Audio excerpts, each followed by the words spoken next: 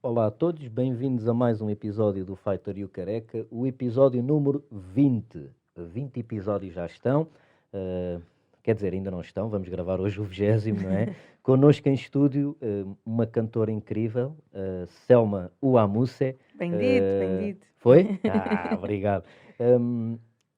Muito contente por ter aqui, já tínhamos tentado e não deu antes, mas tranquilo, estamos cá, prontos para fazer mais um episódiozinho do nosso Fighter e o Careca, e que estávamos aqui a conversar numa amena cavaqueira sobre problemas nas cordas vocais. Começou por aí e de repente demos conta que as 4 pessoas presentes em estúdio já tiveram, neste caso, terapias da fala, por vários motivos diferentes.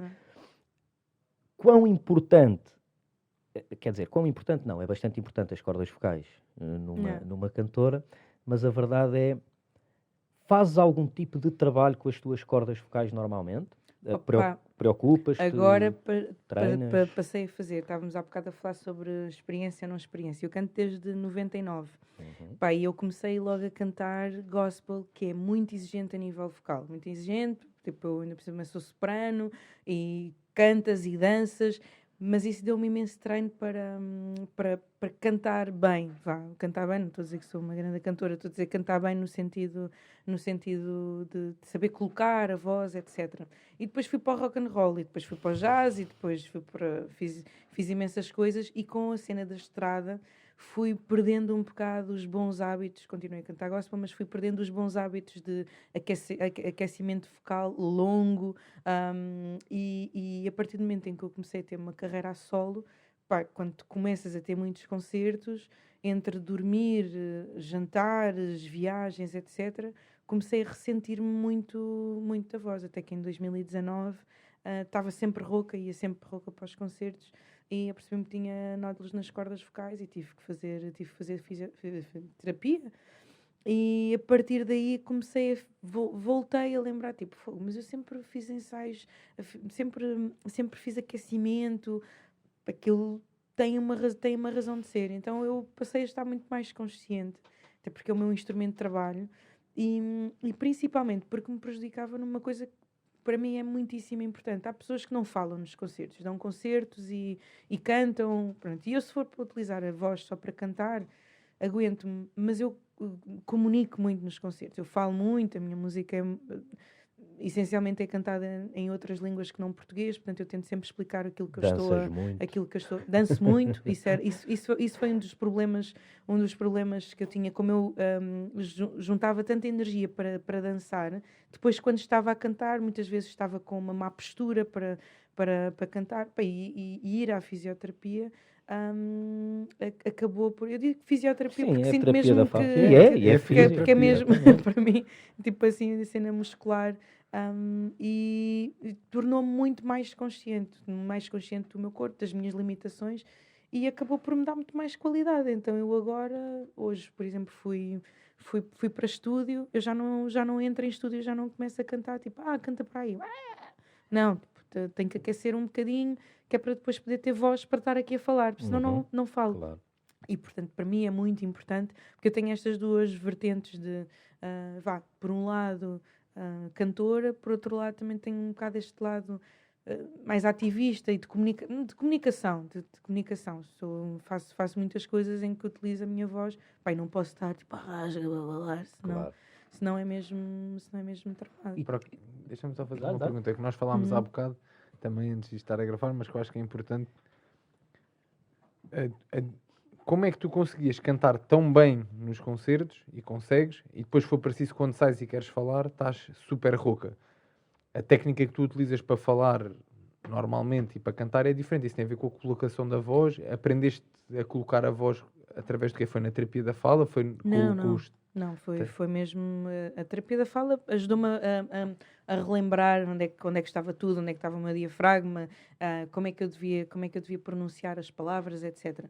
Mas eu aprendi, a minha base musical vem mesmo do gospel, porque quem dirigiu, os maestros que me dirigiam nesses coros, pá, são grandes cantores e pessoas com imensa técnica. E um deles, o primeiro de todos, ligado ao canto gregoriano e à ópera, etc. E, portanto, é malta que tem imenso cuidado com a voz e que não faz nada sem estar super protegido e que tem cuidado com as temperaturas, com quantidade de água, etc. Pronto, não sou assim tão picuinhas, mas aprendi a perceber, tipo, pá, na Uber, desliga o ar-condicionado, se faz favor. Que há sempre aquela coisa de, ai, menina quer ar-condicionado, está muito calor. Eu, não, que isso faz muito mal à voz. Então, essa técnica para cantar eu já a tinha. Aprendi mais, foi mesmo a técnica para falar, que foi assim um plus que veio com a terapia da fala. E isso melhorou-te a cantar? Isso melhora-me a cantar porque não estou em esforço. Porque não estou a pensar, tipo, tenho que estar com técnica a cantar. Sou muito intuitiva, mas às tantas já começava assim a pensar, tipo, apoia bem a voz, apoia o diafragma, não sei o quê. Então, isso, sem dúvida, ajuda-me a cantar muito melhor. Aliás, o meu manager sabe perfeitamente quando é que eu não dormi ou quando é que eu estou com a voz mais cansada. Tive um concerto há pouco tempo, ele disse, estavas com a voz cansada, e eu, pá, mas notou-se. Ele, não, mas já conheço o teu registro, principalmente a falar, e percebi perfeitamente que devia estar já cansada. É que é diferente. Sim, pela voz falada, ele percebeu que eu estava cansada. O gospel, segundo o que me parece, é uma cena muito fisicamente, quando estás a fazer a performance, estás meio parado, não é? E tu mexes, adquiriste isso quando houve a transição para o rock? Ou já tinhas isso dentro de ti? Não. Já viste aquelas cenas do gospel americano? Já. Era assim? Não, rolam no chão. Praise the Lord! Não. E nós tínhamos, principalmente quando eu comecei, havia essa cena de... do lado performativo ser mesmo muito importante. Então essa parte é mesmo musculatura, mas claro, quando eu fui para a cena de rock ainda soltei mais assim um bocado o bicho que há em mim, que eu acho que é um bicho de dança, tipo, eu adoro dançar, então eu nem sequer consigo controlar, e a partir do momento em que fui tendo mais liberdade, com o gospel já tinha muito, mas com o rock passei a ter ainda mais liberdade, e com a música que eu faço aquilo que me apetece, e eu nem chamo bem dança, não é? É a cena da movimentação do corpo, não é? Da expressão corporal, tem muita importância na minha forma de fazer arte, não é? Que eu acho que é muito importante. Às vezes é uma coisa muito, muito subtil. Eu às vezes faço uma coisa tão simples quanto agachar-me, ou sei lá, ou estar a rastejar-me, porque as pessoas podem ficar assim um bocado, o que é que se passa ali com ela, mas a parte da expressão corporal é muito importante para mim. Mas é uma expressão quase que física da tua música. Sim. É uma extensão da minha mensagem, sim. É sempre uma extensão da minha mensagem. Uma coisa que me faz, que se tornou muito difícil para mim, eu nos concertos, isto também por uma questão filosófica. As pessoas têm muito aquela coisa de os cantores ou as cantoras estão lá, não é? Estão lá em cima e têm aquele lugar quase divindade. E eu sempre achei isso um pouco estranho. Sei lá, saía de um concerto e diziam, afinal é muito pequenino, eu achava que era tão alta. Ou, afinal, sei lá, é gordo ou é magra ou não sei o quê. Porque as pessoas veem sempre um microfone, alguém que fala, alguém que se mexe de uma forma. Ainda por cima eu sou bastante diferente em palco daquilo que sou, assim, no trato normal. Sou assim mais fofinha, querida, e depois chego lá ao palco e e então... foi uma coisa que eu senti que era muito importante, era chegar perto das pessoas, e eu normalmente nos concertos, antes da pandemia, saía do palco e ia até com as pessoas, naquele sentido de e tocava as pessoas e olhava nos olhos, que é uma coisa que as pessoas têm imensa dificuldade em gerir, não é? Tipo, enquanto mulher, se eu olho nos olhos de um homem, pode ser que eu estou a flertar ou assim, mas para mim não, para mim era mesmo aquela coisa de comunicação, tipo, I'm for real, tipo, estamos aqui, taco a taco, somos iguais. Então até esta movimentação, não é? Imagina, eu estou em cima do palco, do sair do palco e do meu corpo se mover para as outras pessoas neste sentido do estamos juntos, é muito importante para mim e é uma coisa que eu sinto imensa falta agora com esta coisa da pandemia. Obviamente há as máscaras que também retiram metade do prazer de tu perceberes o que é que estás a comunicar com as outras pessoas, mas há também para mim muito este lado que era super físico, eu tocava em toda a gente e isso perdeu-se, mas estamos sempre a aprender. Se calhar passei a conseguir comunicar fisicamente de uma outra forma e tenho estado a trabalhar também muito nisso. Ok, de que forma, então? Olha, o olhar é muito importante porque quando estás em palco, tu podes ver tudo e não olhar para nada, ou podes olhar para tudo e não ver nada.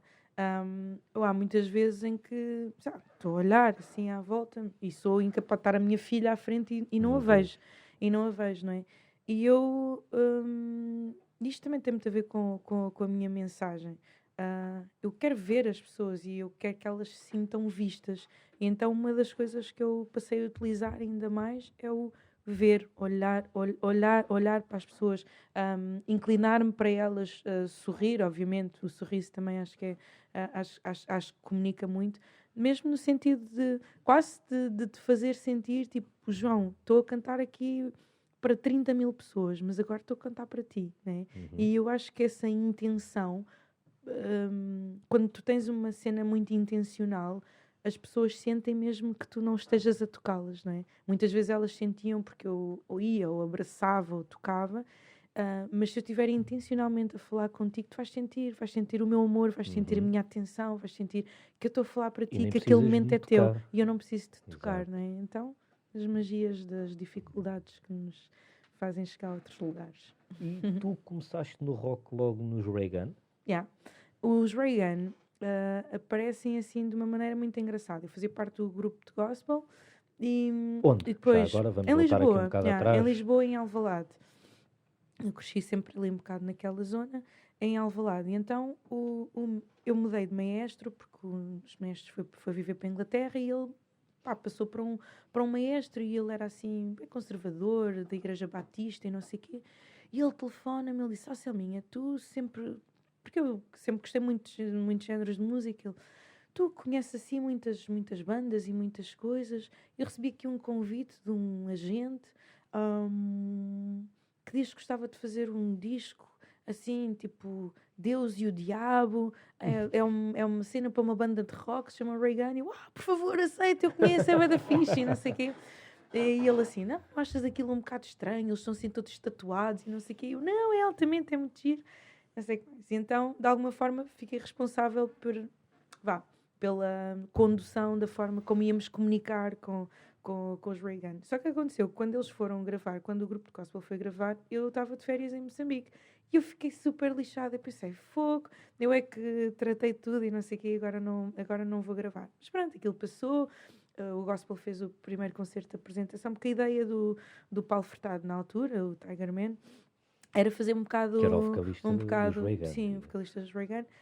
Era fazer um bocadinho a cena do como de alguma forma todos nós, a algum ponto da nossa vida, nos sentimos lixos, mas temos sempre o desejo de nos redimir, de estar num outro lugar, não é? E este contrassenso de quem acredita em Deus com quem não acredita em Deus, de quão distintos, mas ao mesmo tempo tão similares e tão próximos podíamos estar. Então todo o conceito era espetacular. O álbum chamava-se Eclesiastes 1.13, que é um versículo bíblico até assim meio antagónico, e toda a história e a estética era muito fixe.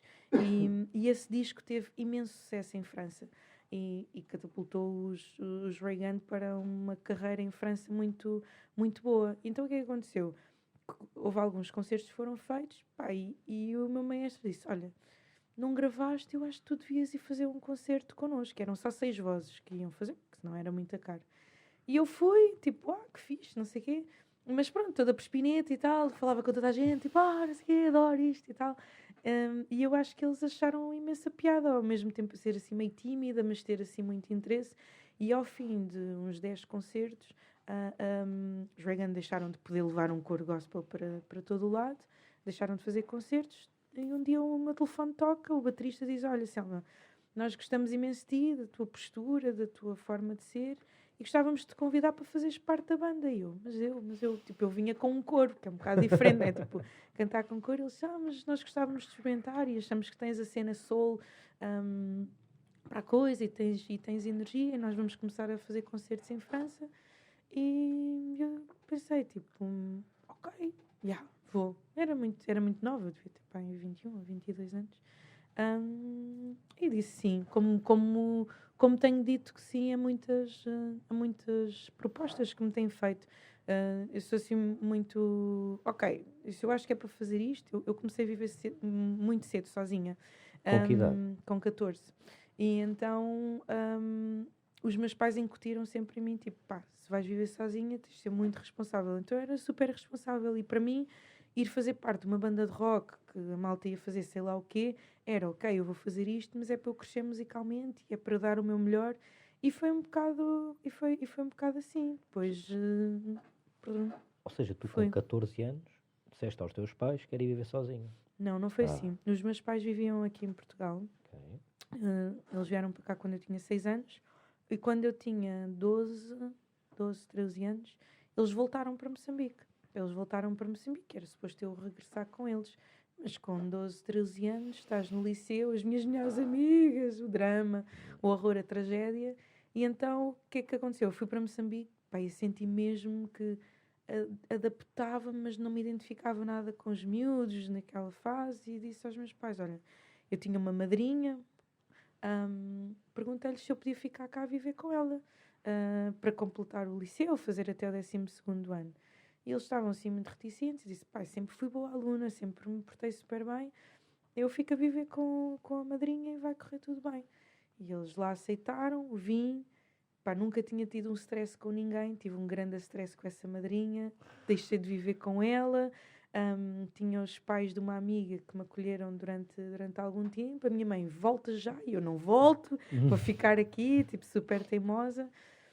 E tive durante uns 6 meses a viver em casa dos pais era uma das minhas melhores amigas.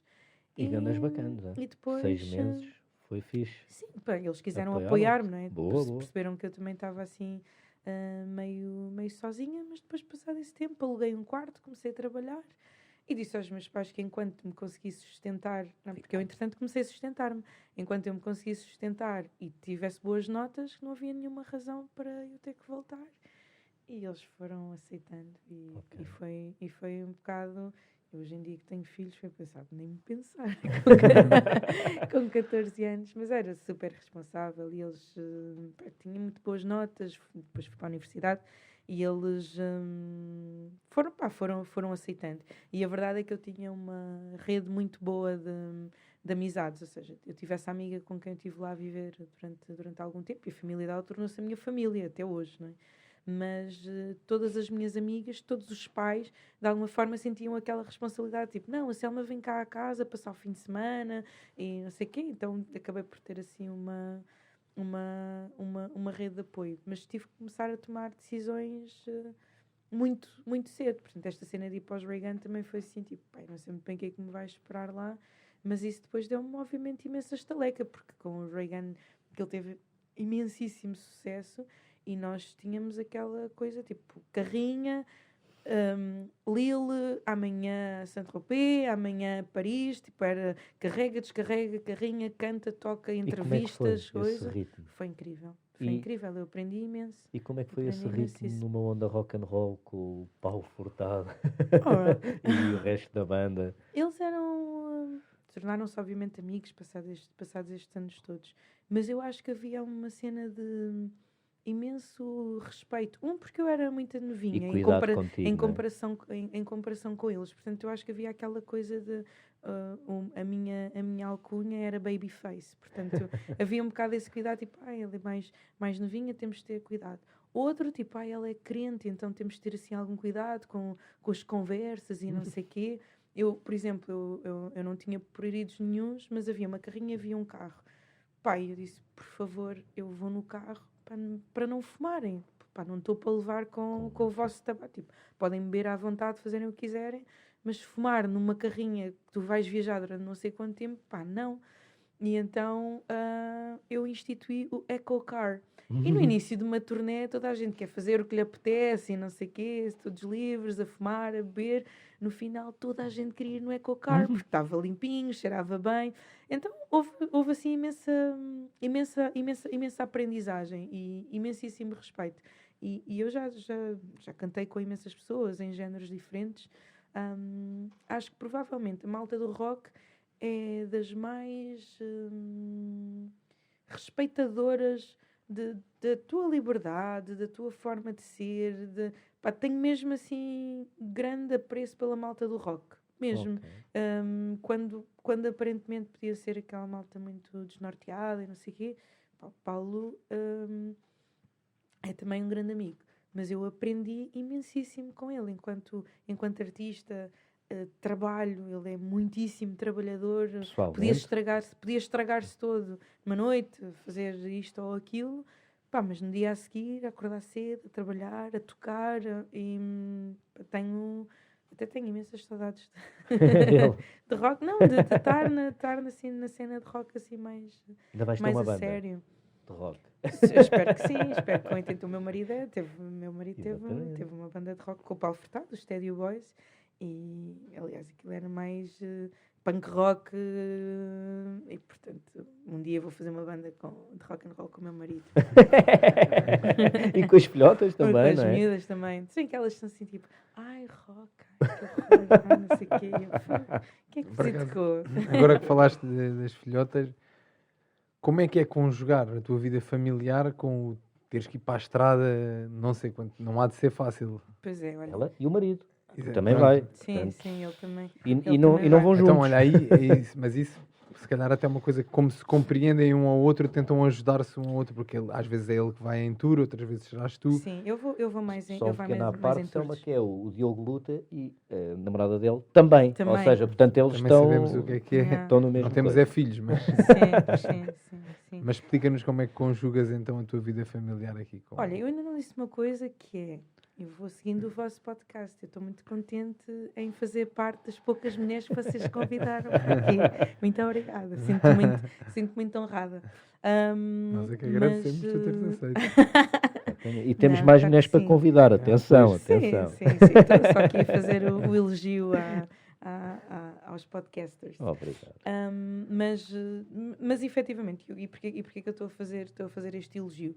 Porque é muito fácil, e aqui estou até a falar mais a nível da sociedade, não nós enquanto casal, que em casal também às vezes acontece, porque há muitas coisas da sociedade que estão incutidas em nós e que às tantas não nos apercebemos. O António na semana passada foi 4 dias ensaiar para Coimbra. Ninguém perguntou quem é que vai ficar com os miúdos. Se eu vou em turnê para não sei onde, quem é que vai ficar com as crianças? Pá, isso é um peso. Nós enquanto casal não vemos as coisas assim. Mas às vezes, pronto, e depois também há outros fatores, não é? Eu dou de mamar, ele não dá de mamar.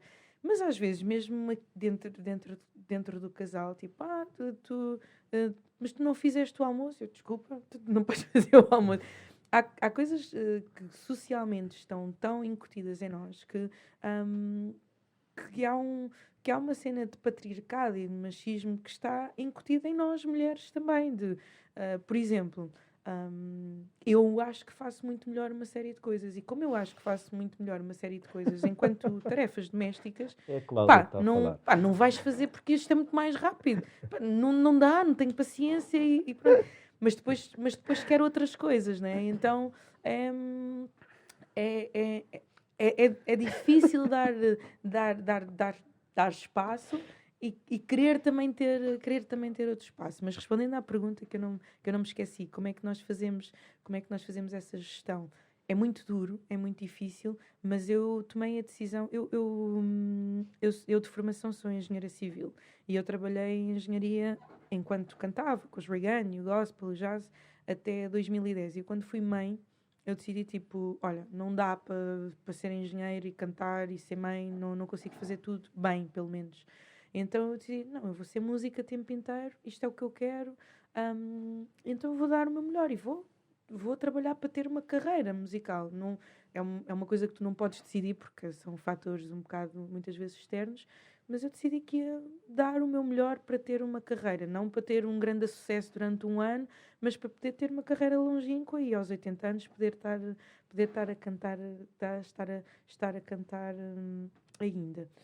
E com isto, eu decidi que eu não iria abdicar de trabalhar também para ser mãe. Ou seja, eu sou músico, e se eu sou músico e ser músico implica eu estar 10 noites longe de casa, eu vou estar 10 noites sem estar longe de casa. Mas quando eu volto, eu vou ser a melhor mãe do mundo.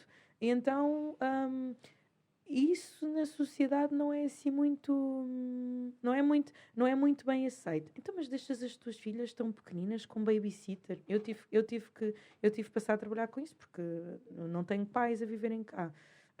O meu ex-marido era belga, o meu atual marido é de Coimbra, portanto não temos avós, não temos uma estrutura familiar que nos permita ter um apoio mais próximo. E, portanto, babysitters, horários, eu das 5 da tarde às 9 da noite não atendo o telemóvel, porque é o momento em que eu estou a dar atenção à família, ir buscar, dar banhos, a jantar, a saber como é que o dia foi, não ter telemóvel na mesa, não vemos televisão. Eu comprei televisão há muito pouco tempo, então muitas regras para depois poder ser desregrado perante a sociedade. Então, tudo isso nos faz estar muito próximos, trabalhar muito na dinâmica familiar, de conversar, de sabermos uns dos outros, de não estar ligados aos ecrãs, ir à biblioteca todas as semanas, discutir os livros que estamos a ler. Sei lá, uma série de coisas que fomos incutindo na família, para que em todos os tempos em que nós não estamos juntos, nós sabemos que estamos ansiosos para depois voltarmos a estar juntos.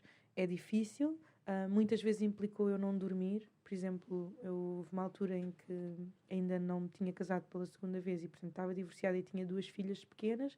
Vir de um concerto, tens babysitter, mas chegas, depois o babysitter vai-se embora, até porque não há dinheiro para pagar. Mas o que é que era mais fácil? Era mais fácil ter uma televisão e ligar a televisão quando elas eram pequeninas e ficavam lá a ver para poder dormir. E eu, muito teimosa, tipo, não, tens filhos, foste trabalhar, mas agora vais acordar para estar com elas e fazer o pequeno almoço, ir passear e caminhar. Então, eu acho que se calhar a resposta mais curta para a tua pergunta é disciplina. Muita disciplina com tudo e limites para as cenas todas. Yeah, e é uma cena que... Parabéns. Mas é uma cena que eu percebi que te incomoda e acho que bem haver essa sociedade patriarcal, não é? Portanto, a minha pergunta é, tu própria dizes que sentes isso dentro de ti. Uhum. É uma cena que acho que estamos todos a ser um bocado desconstruídos, não é? De uma série, nem é de preconceitos, é mesmo de uma conceitos, cultura. É mesmo de conceitos. É cultura, sim. Exatamente. É mesmo cultura, não é uma questão, eu gosto disto, mas preferia aquilo. Está quase que no nosso ADN, porque foram tantos anos a fazer as coisas de uma determinada forma, que é difícil desconstruir. Algumas delas até evolutivamente estão dentro de nós, não é? Sim, a cena claro, do homem claro. sair de casa para ir caçar e a mulher tratar das crianças, isso foram coisas Claro. que trazem, de facto, traços de personalidade para homens e mulheres completamente diferentes. Eu acho que não tendo filhos é mais fácil de não te gerires por essas regras da sociedade, digamos assim. Eu sinto que nunca sofri muito disso. Por exemplo, em minha casa também, com a Maria, as coisas funcionam um bocado de forma diferente, porque temos dietas diferentes quando ela vai competir ou quando eu vou competir. Ela faz a comida dela, eu faço a minha. Sempre foi assim. Nós passávamos muito tempo juntos, porque treinávamos juntos, era 24 horas antes da pandemia, 24 horas sobre 24 horas juntos. Ela janta a ver televisão, eu não vejo televisão. Ponto, não vejo. Pois, mas isso depois então, em família depois é mais difícil. Exatamente, por isso é que eu estou a dizer. É mais difícil de gerir, não é? E a nossa vida também não é uma vida normal, vamos dizer assim. Sim. Então, nunca nos gerimos bem para estas regras. Por exemplo, eu trabalhos manuais e aquelas coisas que supostamente são sempre o homem a fazer, de mudar as lâmpadas ou pôr pregos, eu não posso fazer isso, porque se eu fizer isso vou mandar a minha casa abaixo. A Maria tem muito mais jeito para esse aspecto. Por exemplo, outras coisas que se calhar seriam as mulheres a fazer, se calhar faço eu. Não tenho problemas nenhums com isso, lavar a casa, o que seja. Sim, mas, nunca nos gerimos bem por essas regras, mas também não temos filhos e acaba por ser isso. Mas eu também não, mas nós também não, e o João e a Cláudia também, certamente também têm uma dinâmica diferente. Eu acho que estamos aqui a falar de 3 famílias que são um bocado anormais, em relação àquilo que seria, mas eu acho que cada vez mais há famílias anormais, e acho que cada vez mais caminhamos para, e principalmente em determinados meios, artístico, desportivo, cultural, em que estamos mais desprovidos dessas coisas muito tradicionais, São coisas que nos impedem de ver tantas coisas tão bonitas, digamos. Um exemplo. Estás-te a limitar. Exato. Um exemplo disto é a Cláudia, e deste o exemplo bem que somos 3, aqui estão 3 famílias completamente diferentes do comum, não é? A Cláudia está com uma peça e, portanto, está a trabalhar à noite. E depois de manhã tem tido também coisas. Então, o que é que acontece? Sou eu que acordo de manhã com os miúdos, lhes dou o pequeno almoço, levo à escola, vou buscar à escola, dou-lhes o jantar, dou-lhes o banho, dou não sei o quê. Que horror, ou seja, a tua mulher? Não, mas é que a cena é esta que é. Eu às vezes dou por mim a pensar a quantidade de coisas que o meu pai perdeu por não ter feito isto. Não. E outras vezes também estou ali a pensar, porra, apetece-me esganar os putos, estou farto de os aturar. Isto também me acontece, não vamos estar aqui, é tudo muito bonito. Também há momentos desses. Mas a verdade é que, lá está, as nossas limitações muitas vezes, se calhar, fecham-nos na nossa própria caixa. Eu acho que o facto de sermos forçados, tipo no teu caso, vocês são forçados a terem dietas diferentes, vocês têm corpos diferentes, claro, e precisam de ter performances diferentes. E, portanto, proporciona-vos o privilégio de poderem cozinhar para vocês. O facto da Cláudia estar a trabalhar à noite e de manhã proporciona um espaço que se calhar não haveria se isso... Então, como somos forçados a isso, e também estamos permeáveis a isso, porque senão também às tantas... sei lá, o António mandava-me dar uma curva, tipo, não dá. Tipo, se é para estarmos juntos, não podes ter coisas fora, não é? Eu às vezes estou no Brasil um mês. E não é a cena do... é uma noite. Não, é um mês. É um mês em que eu estou todos os dias a ter concertos e a sair à noite e estar com pessoas e exposta também, não é? Depois também há esse outro lado da relação e de uma família, não é? Que é, quer eu, quer a Cláudia, estamos muito expostas fisicamente. E aqui nem sequer estou a falar de homens, eu sou muito assediada por mulheres. Estamos muito expostas, somos pessoas simpáticas e empáticas que falamos com todas as pessoas. E isso às vezes pode ser incómodo. E aqui nem estou a dizer de homem, de ser homem ou de ser mulher. Estou a falar mesmo de ti. Tipo, vais para uma competição e tens as medidas todas tipo, não sei o quê. E isso é difícil de gerir em termos familiares quando as coisas não estão... Quando as coisas não estão bem, não é? Claro, tem que haver confiança. E acho que é muito importante um trabalho de equipa e dessa disciplina. Tipo, ele está a fazer as suas coisas, confias, não podes estar constantemente a pensar em determinadas coisas, mas isso é um exercício também, porque uma coisa é uma semana ou uma saída, mas eu vou para o Brasil, depois a seguir vou para os Estados Unidos, depois a seguir vou para a Europa, depois volto, e sou mãe típica novamente, que bom, mas depois, pronto, isso, disciplina e confiança. E o giro é engraçado, porque eu há bocado ia te perguntar isto e chegámos então à conclusão de que essa sociedade se está a começar a transformar.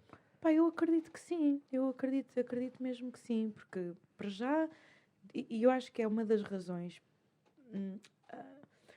não é, pronto, vou começar a frase, eu acho que uma das razões pelas quais muitas mulheres passaram a não querer ter filhos foi muito por causa destas limitações, tipo, se eu para ter filhos não vou poder fazer isto e aquilo e não sei o quê, não quero, porque quero trabalhar na minha carreira e tenho imensas colegas cantoras que ainda não tiveram filhos porque têm medo de perder a visibilidade, têm medo de perder trabalho, porque é normal, isso acontece. Se tu és mãe, Tens ali os 3 primeiros meses em que podes correr o risco de perder um bebê. Eu perdi um bebê no início de uma gravidez por causa de viagens, porque estava a trabalhar. E, portanto, se tu queres, nem é uma questão aqui de preconceito da sociedade, é porque fisicamente tu precisas de estar parado. E isso pode fazer a diferença em tu deixares de ter uma carreira, se quiseres ter mais do que um filho, porque às tantas tens de estar sempre a parar. E depois tu podes ter uma gravidez que corre muito bem, ou podes ter uma gravidez de risco, ou podes ter uma gravidez que corre muito bem, mas depois nasce um bebê e tu estás toda destruída. Eu agora nesta gravidez tive 2 meses quase sem poder mexer e felizmente estávamos em pandemia e portanto não perdi trabalho, mas há muitas coisas para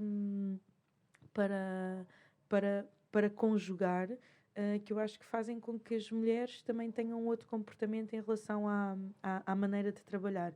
Mas como eu acho que isso começa a ficar desconstruído, também já começa a ver, se calhar nas famílias mais modernas, mais pessoas a terem mais filhos, porque os pais fazem mais coisas ou fazem outras coisas, têm um papel diferente dentro das famílias, mas eu acho que sim, eu acho que estamos a desconstruir imensa coisa e a viver de uma forma muito mais saudável. Eu às vezes vejo, mesmo a desconstrução dos sogros, eu às vezes vejo assim, os meus sogros ficam assim um bocado naquela, tipo, a minha sogra é aquela pessoa que faz tudo, né? Serve o marido. E eu, tipo, às vezes fico à espera, tipo, então, António, o jantar não está pronto. E ela, eu percebo que aquilo para ela é assim, tipo, ai, meu filhinho, coitadinho. Nem lhe levam a comida à boca. Mas eles próprios já começam a ficar muito desconstruídos em relação a isso. Pá, porque a verdade é que, estando exposto a isso, é que deixamos de estar estressados com isso. Né? A exposição prolongada faz com que a gente se habitue, né? E passa a ser uma coisa completamente normal. E daí também é engraçado. Lá está, os nossos filhos já vão ter um comportamento completamente diferente, não é? Eu já estou a imaginar a Alice olhar para o marido e dizer, vê lá, hoje ficas em casa e se não te portas bem ainda levas na tromba, se o Benfica a perder hoje, pá. Ela vai ter a Alice a dizer isso em vez de ser o André, não é? E Selma, diz-me uma coisa, tu nasceste em Moçambique, certo?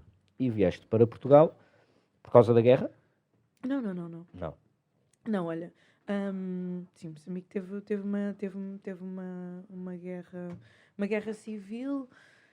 Se não estou em erro, o Tratado de Paz foi assinado em 92, 94, no início dos anos 90, portanto nós estivemos em guerra ainda durante bastante tempo. Aliás, eu vivia em Moçambique, a minha mãe continua a viver ao lado do comando da Força Aérea, e uma das memórias que eu tenho é de me lembrar de ver caminhões cheios de soldados feridos e de eu me lembrar do cheiro do sangue, né? de muitos soldados que vinham...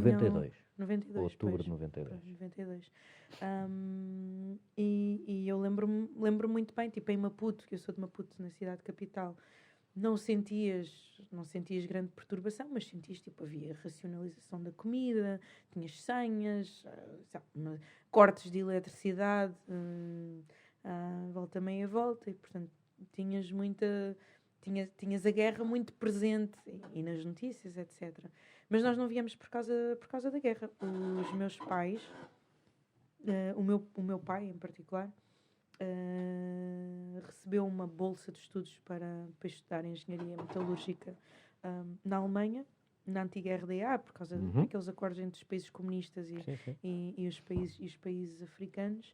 Então ele teve uma bolsa para estudar na RDA e foi. Pai, a minha mãe já era licenciada, estava um bocado farta de estar sozinha em Moçambique. Então ela disse ao meu pai, não dá, estou aqui com a miúda. E o que é que o meu pai fez? Conseguiu transferir essa bolsa para Portugal, porque era mais fácil para mim, tipo, em vez de ter que estar a aprender alemão, ir para a escola e estar numa escola portuguesa.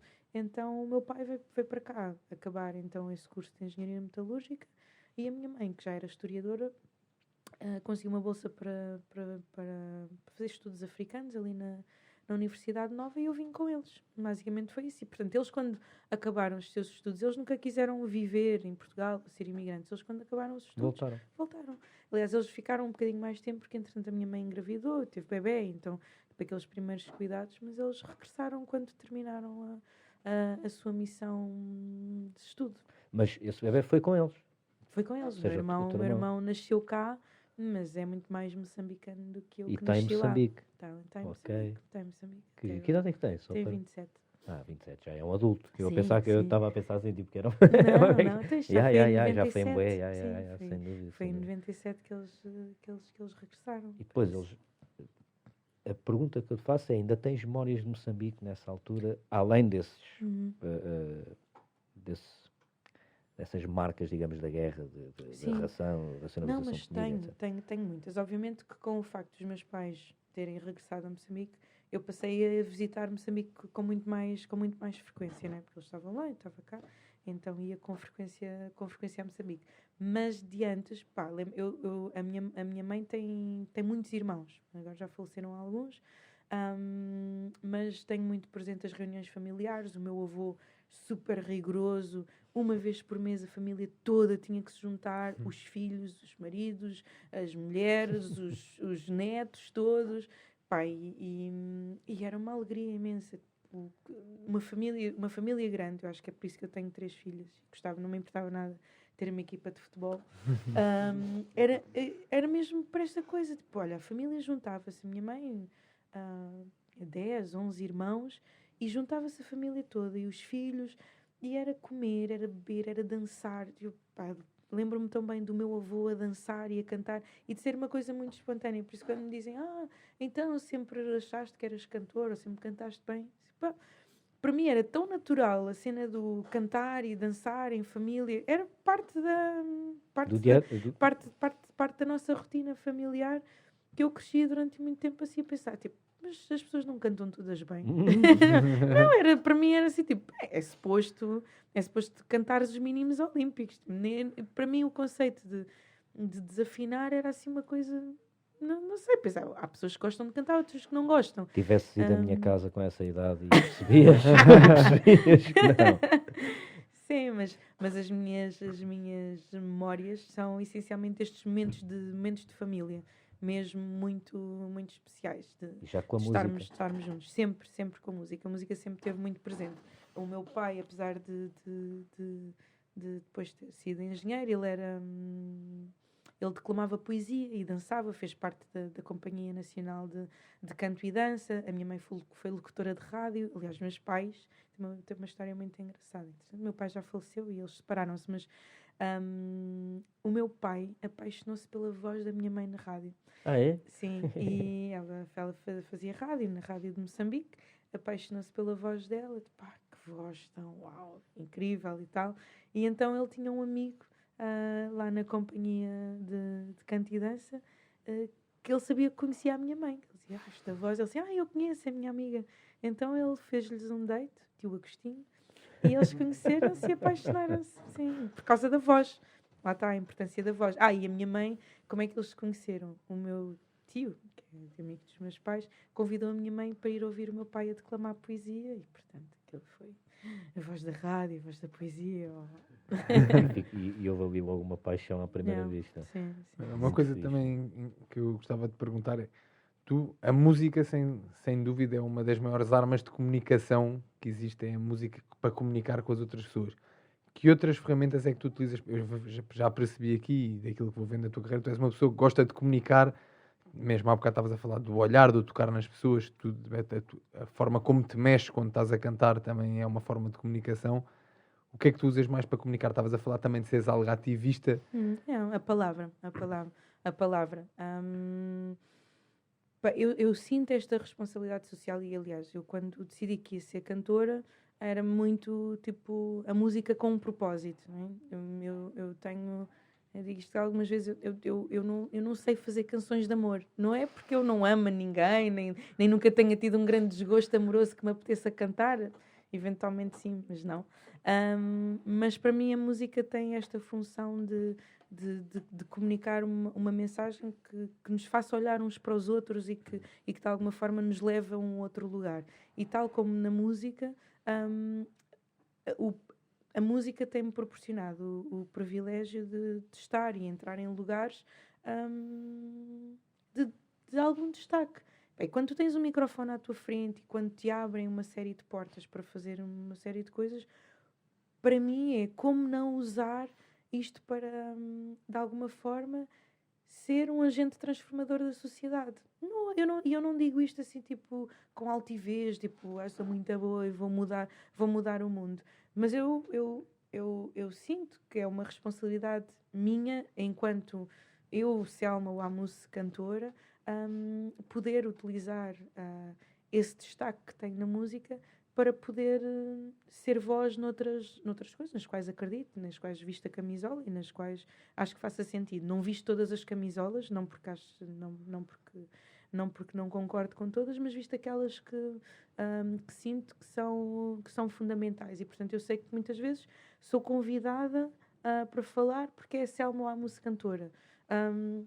Pai, e às vezes podia até ficar um bocado incomodada, tipo, só me estão a convidar. Mas não, se eu tenho essa vantagem, então eu vou utilizar para passar a mensagem que eu acho que neste momento a sociedade pode estar a precisar de ouvir ou de sentir.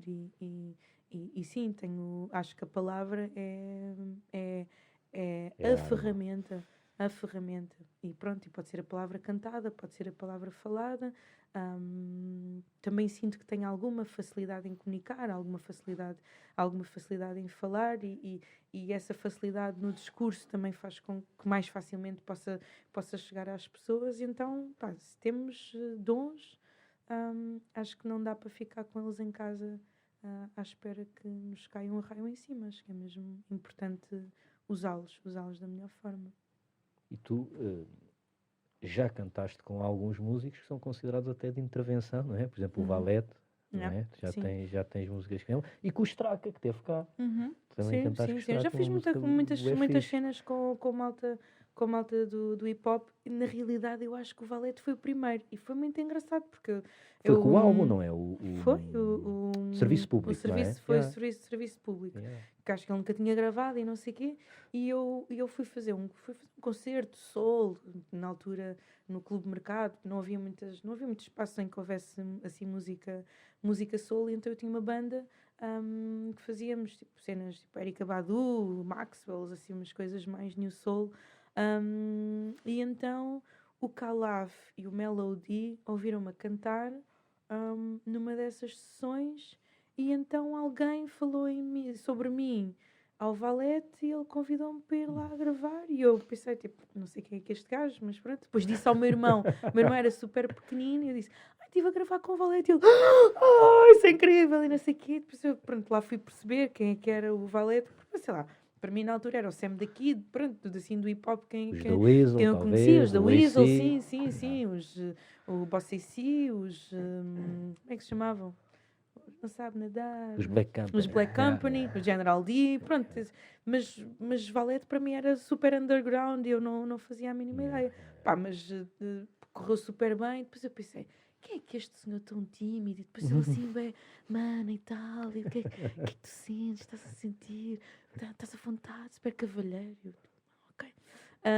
E foi muito fixe, porque depois, entretanto, ficámos amigos e mais tarde eu percebi quem é que era o Valete na cena do hip-hop, mas gravei com o Valete, gravei com o Bob the Rage, gravei com o Sir Scratch, gravei com o Straka, fiz muita coisa ainda assim com malta do hip-hop, e gosto de hip-hop. Tens tanto prazer em fazer as tuas cenas como tens a fazer tipo featurings ou não? Adoro colaborar com outras pessoas. Gosto mesmo, gosto muito. Aliás, acho que essa é a minha maior valência. Sem desprimor pelo meu projeto a solo. Gosto muito do meu projeto a solo, mas aquilo que eu sinto que eu tenho realmente jeito é em estender a minha voz para outras coisas e por isso é que também tenho tido esta... eu há bocado quando dizia que tinha sempre esta coisa tipo, se há um desafio eu digo que sim, e esses desafios têm-me tornado mais elásticas, ou seja, eu acho que é só por causa dessa elasticidade que eu acabei por ter o meu projeto a solo enquanto Selma Wamous, Porque eu gravei com os Buracos, São Sistema, toquei com o Rodrigo Leão, ainda toco com o Rodrigo Leão para não sei quanto tempo. Fiz essas coisas do hip-hop, fiz parte do gospel, fiz parte dos Cacique 97, uma banda de Afrobeat durante imenso tempo, dos Funk Off and Fly, sabe? Samuel Uri, sabe? Fiz coisas mesmo muito diferentes. E sempre muito feliz e sem aquela necessidade de ter um destaque à frente. Não, fiz coros para imensa gente, um bocado tipo Aladino, não é? Tipo, e isso eu acho que nos tornou nos músicos a solo que somos hoje em dia, não só artística e vocalmente, mas a nível pessoal, não é? A nível dos seres humanos em que nos tornamos. Sempre tens aquela coisa de eu vou para um sítio é para acrescentar, nunca para ter mais destaque, mas para acrescentar e para fazer algo crescer. E até porque acabas por, ao estar a trabalhar com eles, ganhar algo que depois podes no teu trabalho a solo explorar, não é? Eu sempre estive habituada a estar no palco em modo explosivo, não é? Gospel, jazz, tudo assim, rock, não sei o quê. De repente recebo o convite para cantar com o Rodrigo Leão, eu pensei, e agora?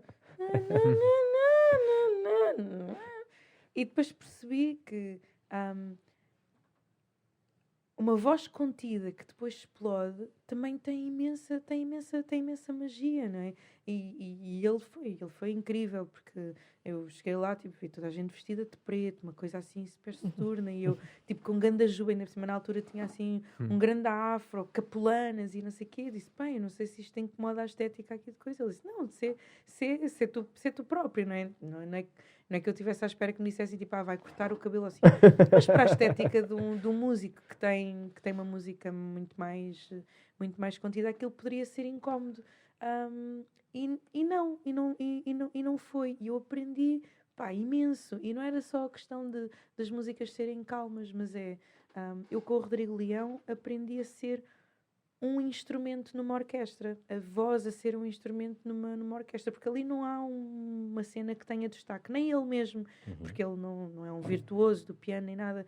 O que interessa ali na música dele é o todo, é muito música de banda sonora, e eu aprendi imensíssimo com ele também, até porque ele estava sempre a desafiar-me, tipo, olha, sabes falar latim? Eu, não, então vá, bora cantar em latim. De repente estou a cantar em latim, em russo e não sei o quê, e tem sido uma grande escola.